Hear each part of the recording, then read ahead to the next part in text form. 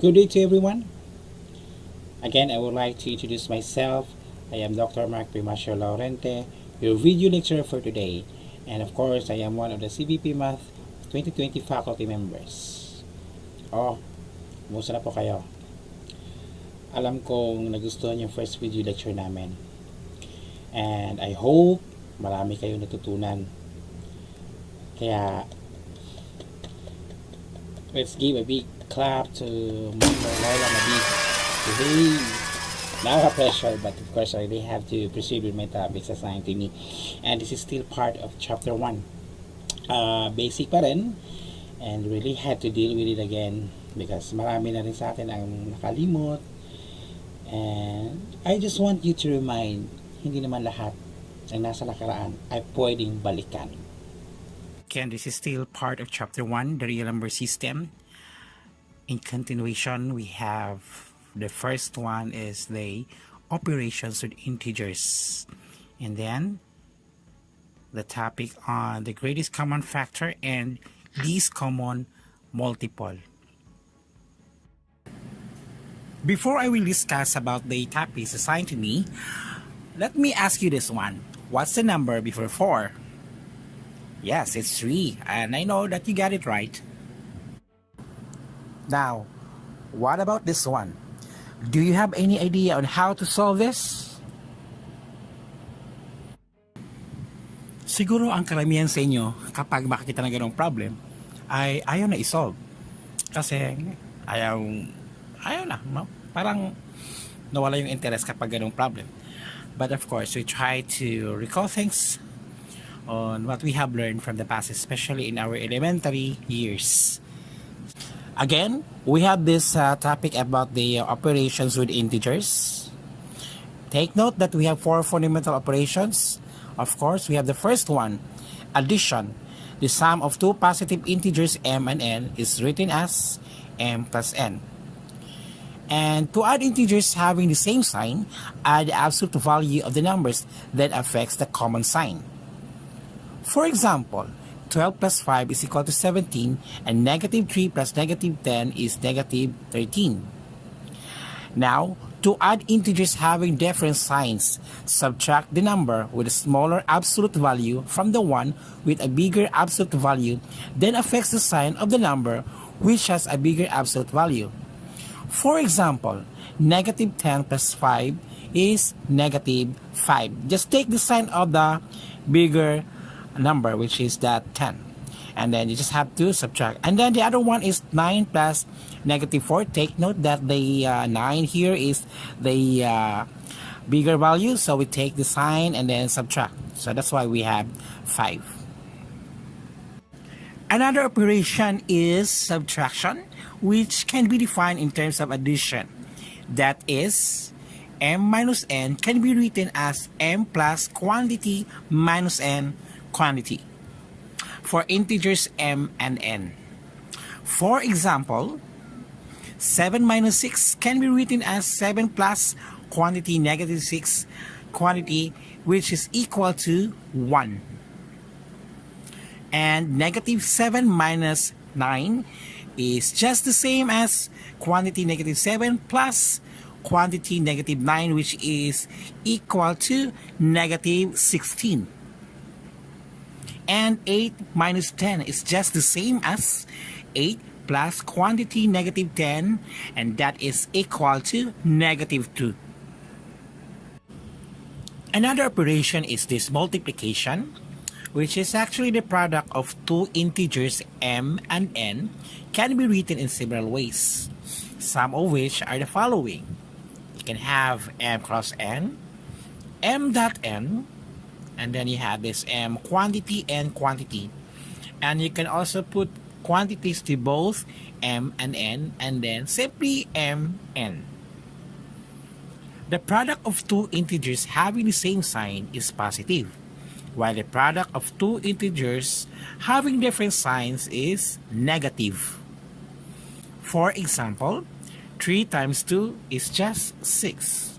And then you have negative 6 times negative 2 is equal to 12. And 2 times negative 5 is equal to negative 10. Now, when multiplying 3 or more integers and the number of negative factors is even, the product is positive. If the number of negative factors is odd, the product is negative. Take a look on this example. 3 times negative 2 times negative 1 times negative 5. Take note that 2, 1, and 5 have the negative sign, and there are 3 of them. That is why we take the sign which is negative, and to get the product we have 30, negative 30. Another example is negative 4 times 2 times negative 5 times 2. 4 and 5 have the negative sign, and they are said to be even. That's why when you take the product, you have 80. Any integer multiplied by 0 is 0. And the last operation is this division. Division is defined only when the divisor is non-zero. Let m and n be integers with n is not equal to 0. The division can be written in several ways, including this m divided by n, which is actually the usual symbol. And you can also have this m over n. That's actually division too. It can also be defined in terms of multiplication, that is, m divided by n can be written as m times 1 over n. And we have some facts about 0 and division. First, 0 divided by a is equal to 0, where a is non-zero. Second, a over 0 is said to be undefined, for any a is not equal to 0. And the third one is, of course, 0 over 0 is said to be indeterminate. Now, this remark 1.3.1 says that when there are 2 or more operations involved, apply PEMDAS. In other words, perform multiplication or division, whichever of the 2 comes first. Addition or subtraction then follows. If there are exponents and grouping symbols like parentheses, brackets, or braces, perform the operations inside the parentheses, brackets, braces before applying the exponents. Now, let's consider the following examples for this PEMDAS. The first one is 2 minus 2 times 3. Now, kapag ganito, maunahin muna natin si multiplication, kasi sa order ng PEMDAS, mauuna muna si multiplication or division kapag wala si parenthesis at saka exponent. Now, negative 2 times 3 is negative 6. And then you obtain the difference. You have 2 minus 6. You have negative 4 because they are said to be unlike signs. You have to take the sign, the bigger value, and then you obtain the difference. The second one is 2 minus 5 plus 2. Now, kapag ganito, ang operations involved lang dito are said to be addition at subtraction. Sa order ng PEMDAS, either addition or subtraction. Pwede na sila sabay. But dito, technique dito is you just have to solve left to right. That's why you get the difference of this 2 minus 5. We have negative 3 and then plus 2. You will get that negative 1. Now, what about kapag ang operations involved lang are division at saka multiplication? Just like sa addition at saka subtraction, we do the same thing lang din, no? Left to right lang. So we have negative 8 divided by 4, that's negative 2. Times 2, you will get that negative 4. Next is example number 4. So you have 1 minus 10 divided by 5 times 2 plus 2. It seems to be complicated, right? So, ano lang, no? Order lang din ng PEMDAS. Since nandito si na division tsaka si multiplication, uunahin muna natin si division kasi nga left to right. That's why you have to take this negative 10 divided by 5, that's negative 2. Then you have 1 minus 2 times 2 plus 2. Again, product, meron pa si product, so we have to get the product. That's why you have negative 4. So meron na tayong 1 minus 4 plus 2. And then after that one, left to right, you have negative 3 plus 2. You will get this negative 1. Okay, what about this number 5? So meron na tayong grouping dito. You have 4 minus 5, you have the bracket, the open bracket, and then you have the open parenthesis. They are said to be mga quantities na. And you have negative 4 plus 20, and then you have the closed parenthesis divided by the quantity or the open parenthesis 2 times 2, the closed parenthesis, and then the closed bracket. So, uunahin natin itong nasa loob ng mga symbols. Itong sa bracket. So, itong si negative 4 plus 20, you have 16 of course, kasi mas malaki yung si 20. So, kukunin natin yung positive sign and then obtain the difference. And then dito naman sa second group, you have 2 times 2, you get the product. That's why you have 4.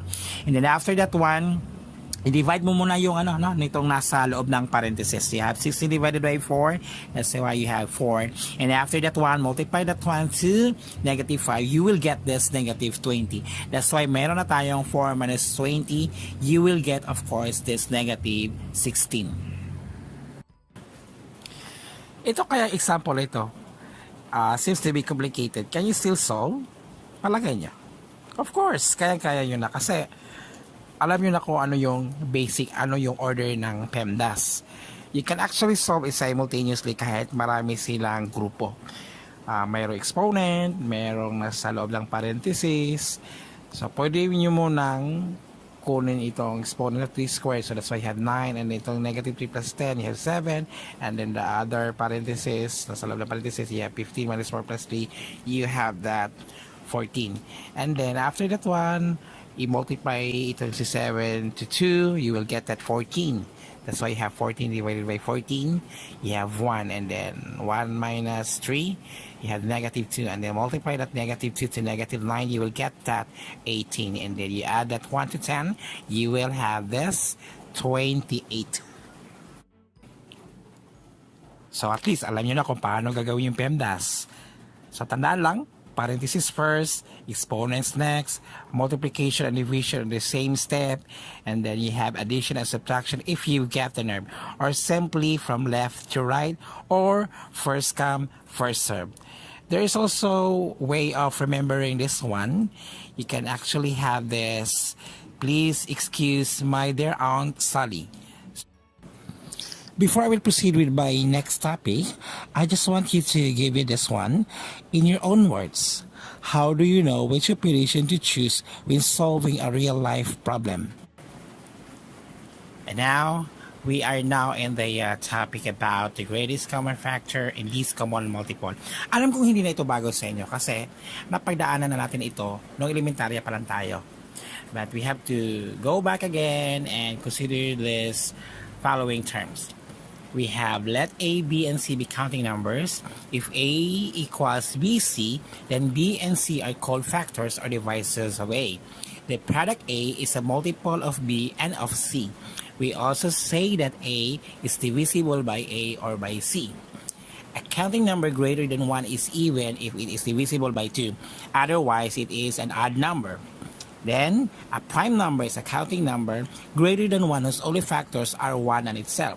A composite number is a counting number that has more than 2 factors. And, take note of this remark, 1 is not a prime number.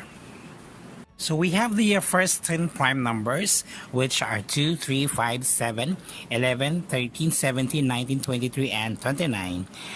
Of course, they are said to be prime numbers because by the definition of prime number, the factors are 1 and itself. And take note that 2 is the only even prime number and it's the smallest prime number. And then we have the fundamental theorem of arithmetic, which states that every composite number can be expressed as a product of primes in a unique way except for the order of the factors. And then the process of finding the prime factors of a composite number is called factorization. So every composite number, they can be expressed talaga as product of primes by this prime factorization. So let's consider this example in finding the prime factors. We have this 1980. So what's the technique here? Simply find a divisor for this 1980. So it can be divided by 2. That's why it can be expressed as 2 times 990. And then 990 can be divided by 2. That's why you have 2 times 495. But 495 cannot be divided by 2 in the sense that you will get actually a decimal or not a whole number. That's why you find another divisor, which is 3. So that's why we have this 2 times 2 times 3 times 165. And then again, 165 can still be divided by 3 because you get a whole number. That's why you have 2 times 2 times 3 times 3 times 55. And then itong 55 cannot be divided by 3 since decimal ang makuha mo. That's why you proceed in finding another divisor, which is 5. That's why you have this 2 times 2 times 3 times 3 times 5 times 11, which is actually the prime factorization of 1980. To formally define the greatest common factor and least common multiple, we have let A and B be any two counting numbers. The greatest common factor of A and B, denoted by GCF, is the largest among the common factors of A and B. The least common multiple of A and B, denoted by LCM, is the smallest counting number that is divisible by both A and B. The numbers A and B are said to be relatively prime or co-prime if GCF is said to be 1. Take note of this example. The GCF and LCM of numbers may easily be computed by using the prime factorization of each number. The product of all common prime factors is the GCF. The product of factors counting this common to all the numbers only once is the LCM. So we will now find the greatest common factor and least common multiple of the 72 and 150. Again, gamitan lang natin ng prime factorization lang, no? We just have to express 72 and 150 as prime factors. Itong 72 can be expressed as 2 times 2 times 2 times 3 times 3. And the 150 can be expressed as 2 times 3 times 5 times 5. So hanapin mo lang yung common factor for you to get this GCF. Ang common factor dito are 2 and 3. So 2 times 3, that is equal to 6. And then with the LCM, you had to, of course, get the product of the common factor and the uncommon factors. That's why you have 2 times 2 times 2 times 3 times 3 times 5 times 5 is equal to 1,800. For you to check your answer, itong GCF mo dapat can be a divisor of 72. So 72 divided by 6 at saka 150 divided by 6, you will get a whole number. And ito naman sa LCM, itong 72 at saka si 150 shall be divisors of 1,800. Bale, itong 1,800 divided by 72 at saka 1,800 divided by 150, you will also get a whole number. So that's how you will check your answer. So we consider another example. We have 3 counting numbers. We have 12, 20, and 30. Again, we just have to express them as product of primes. So we have this 12 can be expressed as 2 times 2 times 3. 20 can be expressed as 2 times 2 times 5. 30 can be expressed as 2 times 3 times 5. Now the common factor is only 2. That's why the GCF of 12, 20, and 30 is 2. Now the LCM is the common factor and the uncommon factor is 2, 3, and 5. Now we have 2 times 2 times 3 times 5 is equal to 60. That's the LCM of 12, 20, and 30. Again, GCF is a divisor of 12, 20, and 30 because you will get a whole number, and then 12, 20, and 30 are divisors of 60 because when you divide, you will get a whole number. Before saying goodbye to all of you, I would like to leave you this analyzing a math poem. Here is a St. Ives poem written by 2 students. Just answer the question in the poem. Let me read. As I was walking into town, I met a ringmaster with 5 clowns. Each clown had 5 magicians. Each magician had 5 bunnies. Each bunny had 5 fleas. Fleas, bunnies, magicians, clowns. How many were going into town? My video is very far from perfect. I'm still in the process of learning. And still thanking you for watching my video.